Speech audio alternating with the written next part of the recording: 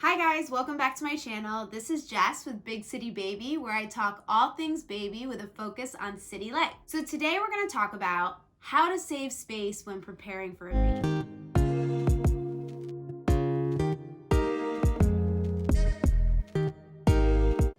As I mentioned before on this channel, I live in the city of Philadelphia, and while we do live in a house with multiple rooms, those rooms are a lot tighter. We don't have the luxury of open spaces, and we don't have the luxury of extra storage. How do you make do with the space that you have when you're preparing to add a whole other human into your life? So my first big tip is make use of mini furniture. So nowadays there are a ton of sites out there that offer different products for different ways of life. City living is becoming more and more popular, especially with my generation, where people are staying in the city for longer and they're living in smaller spaces for longer, whether that be an apartment in New York City or that be, a home here in Philadelphia. Our spaces are a little bit tighter than they were for our parents. Because of that, there are a lot of furniture companies out there that are making, smaller items for smaller spaces. There are a ton of sites online, anywhere from, Crate and Barrel or West Elm to, even Wayfair. You can get anything online now, and there's a lot more options. So my big thing, and one of the big things we did, was we actually went with a mini crib. So our nursery is only a 10 by 10 room. It's very small. There's no closet. So I knew that I needed to get the essentials in there and they needed to be small. And one of the main essentials is a crib. So I found this beautiful crib that I loved online, but it was a full-size crib and I wasn't really sure how it would fit in the room. Well, I did a little bit of research and found that they've made the exact same crib in mini crib form.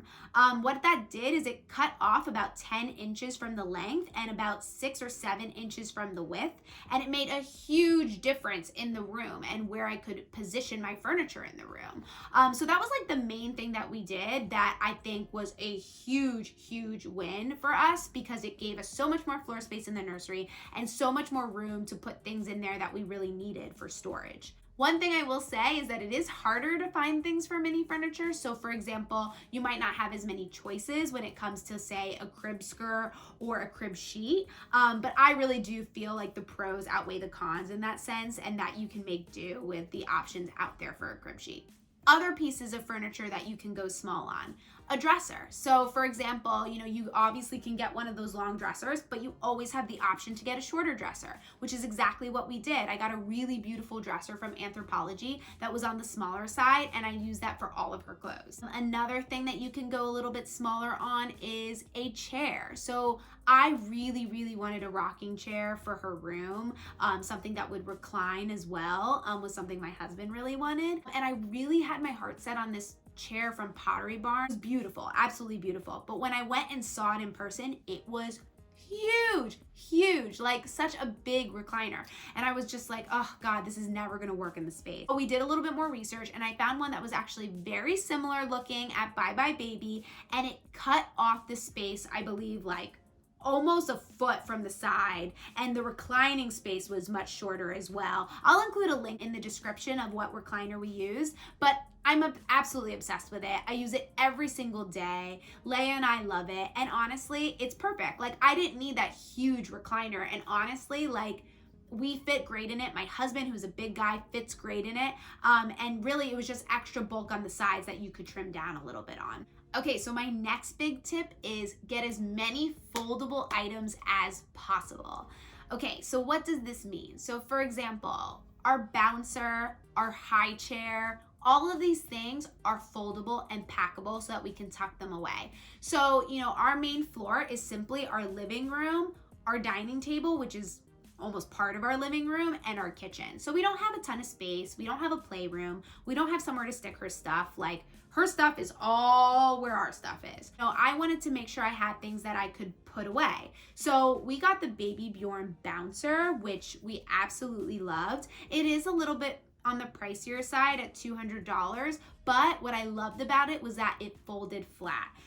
So I could fold it flat and tuck it underneath my couch whenever it wasn't being used, which we did quite often because it was really light and it was very easy to fold. So anytime she wasn't using it, I just tucked it under the couch, and whenever she wanted it, I pulled it out with one hand.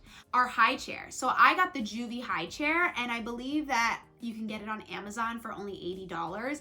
And you know, it's a really simple design. It's just white, and I got the black seat, and I wanted something that would be aesthetically pleasing for my home.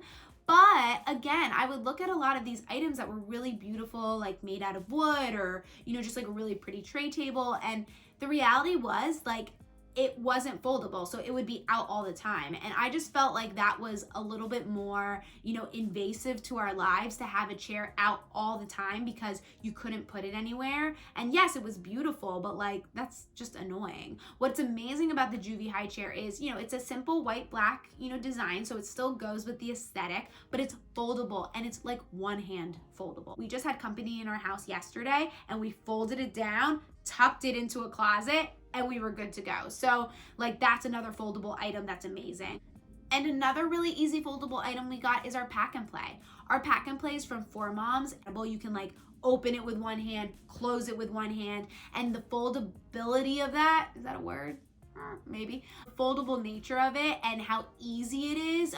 It's much easier than a lot of the other pack and plays that are on the market. It just makes it easy to put it away. Like, the reality is, like, if you're in your home and like, even if something's foldable or like packable, if it's difficult, like, you're not gonna do it. Like, you have a baby, like, you're busy, like, you're tired, you know? So you need it to be as easy as possible. And this thing is, you know, open and close, really easy. Like, my husband and I can fold things away and pack things away with one hand in under 5 minutes. And I think that that is like huge and imperative to your sanity.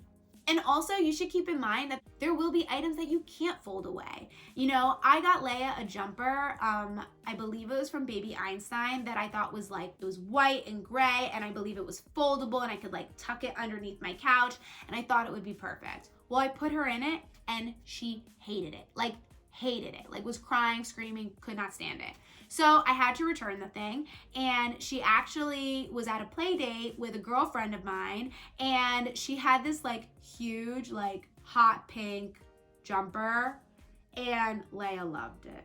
Loved it. So I was like, well, baby gets what baby wants. So we went out and we bought this jumper, and it's not foldable, it's not small, and it's in the middle of our living room. And you know what? She loves it. It is what it is. But because we have all these other items that I can fold and put away, it makes that a little bit, you know, less invasive in our lives. So wherever you can, foldable, packable items. So my next big tip is double up on storage. So wherever you can, get items that can serve multiple purposes and can double up on storage. So for example, we got this amazing little IKEA, you know, box thing. It's not the Expedit. It was, I forget what the name is. I'll include it.